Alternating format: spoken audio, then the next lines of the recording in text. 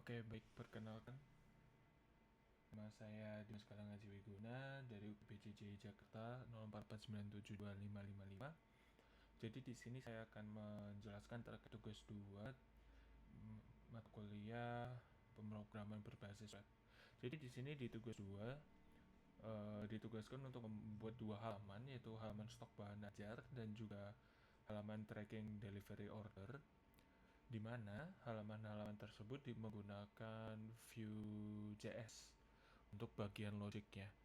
Nah, saya akan memulai dari bagian halaman pertama, yaitu stok bahan ajar. Jadi untuk halaman pertama tentu saja adalah halaman indeks, yang mana halaman indeks ini saya mengambil dari tugas pertama terlebih dahulu agar lebih mudah. Lalu akan dinavigasi melalui halaman informasi bahan ajar berikut.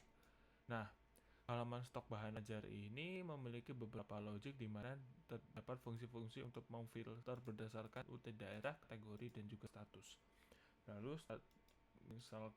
Lalu filter tersebut dapat di-set sehingga dapat memunculkan semuanya kembali. Secara garis besar, secara fungsional hanya seperti itu.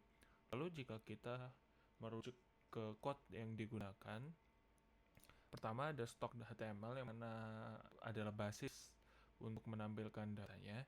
Nah, di dalam stok HTML ini terdapat beberapa logic. Pertama ada logic for, yang mana option for ini akan melakukan proses looping data terkait list UT daerah yang ada dalam data yang disediakan atau data dummy yang disediakan di link tugas tersebut. Lalu kedua juga ada logic looping data lagi untuk kategorinya, dan terakhir juga ada status yang di hardcode seperti itu, karena status tidak terdapat di data dummy-nya ya. Nah, lalu selanjutnya di sini ada button reset yang mana memanggil fungsi reset filter. Lalu kita selanjutnya ke tabel secara langsung di mana ada header. Lalu selanjutnya body, di mana body di dalam body ini akan dilakukan proses looping data yang ada di dalam filter stock, yang yaitu filter stock ini diambil dari data dummy di stok app.js. Lalu data tersebut di mapping ke layar seperti berikut. Icon dan label pun juga diambil dari hal yang sama. Jika dilihat ada style inner style juga di sini sehingga bisa tampil seperti itu. Lalu juga ada notes yang mana ini juga diambil dari stok app.js. Lalu di sini juga ada logic if ketika stok filter stok atau ketika di filter dan length stoknya itu 0, maka dia akan muncul informasi seperti berikut. Lalu di bawah sendiri ada proses load script. Pertama ini ada CDN untuk mengambil logic Vue.js versi kedua. Lalu script data dummy.js yang mana ini adalah file JS untuk menyimpan data dummy-nya yang dapat diakses secara global. Jika dilihat, datanya akan berwujud seperti ini sesuai data dummy-nya yang mana dimasukkan ke variabel window.stockData.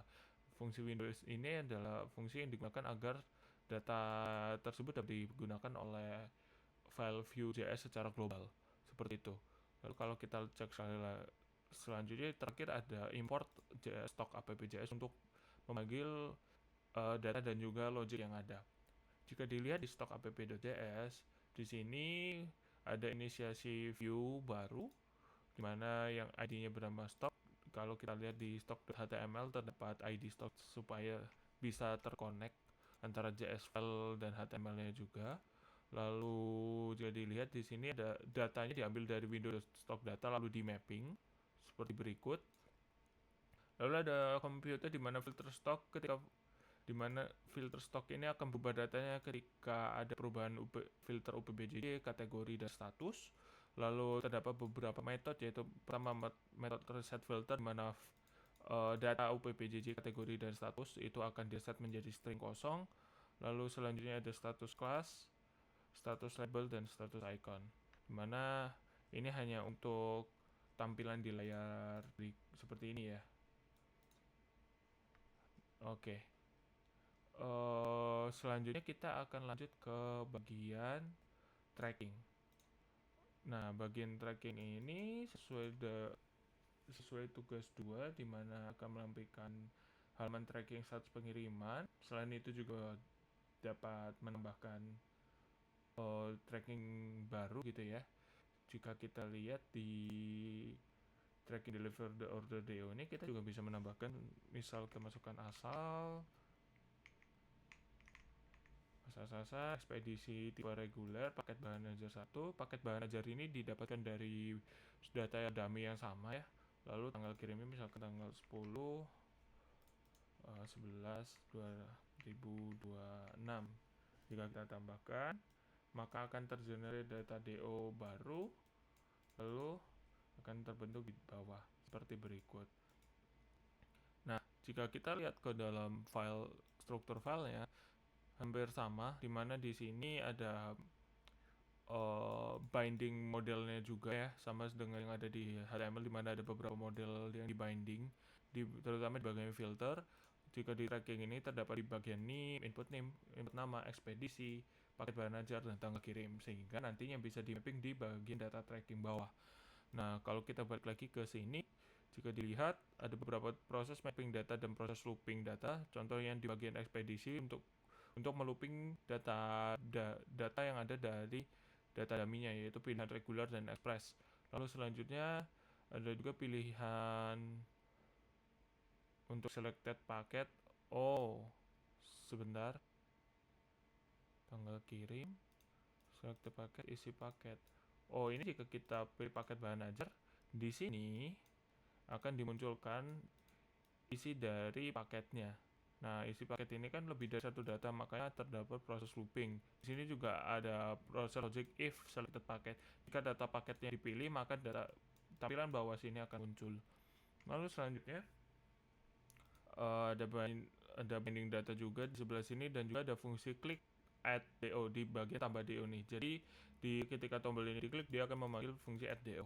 Lalu selanjutnya di bagian bawah untuk menampilkan data, di sini ada header seperti biasa, lalu body-nya, di mana body ini akan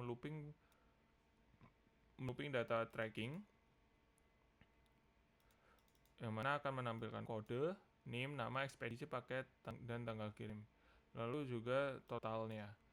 Lalu di bawah sini sama seperti di bagian stock, di mana kita akan melakukan proses import CDN dari Vue.js, lalu data dummy, dan juga tracking app.js untuk aplikasi Vue-nya. Nah, jika terakhir kita akan coba cek di bagian aplikasi Vue-nya. Di sini dia memakai ID tracking. Jika dilihat di sini juga div ID-nya juga tracking harusnya. Ya, di sebelah sini. Lalu jika kita lihat data diambil dari window.stockdata tracking, variable tracking diambil dari Windows Data Tracking, form kita membuat form dengan nama name, nama, ekspedisi, paket, dan tanggal kirim, dan sequence di sini itu untuk urutan datanya diambil dari Windows Stock Data Trackingnya, dari panjang stok datanya.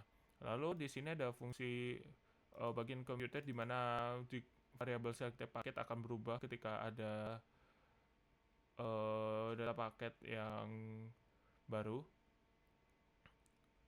Jika kita cek selected paket itu ada di sebelah sini. Maaf, jadi selected paket itu jika ada paket yang dipilih, dia akan muncul. Lalu terakhir bagian metode, ada pertama metode untuk menambahkan delivery order, di mana dia akan melakukan pengecekan terlebih dahulu, di mana name, nama, ekspedisi, dan paket ini tidak boleh kosong. Lalu sequence-nya akan ditambah. Setelah itu dia akan mengset data-data tersebut ke dalam variabel yang ada dan akan di mapping ke dalam form di bawah. Seperti itu. Mungkin kurang lebih begitu presentasi dari saya untuk tugas 2 berikut. Terima kasih atas waktunya dan sampai jumpa.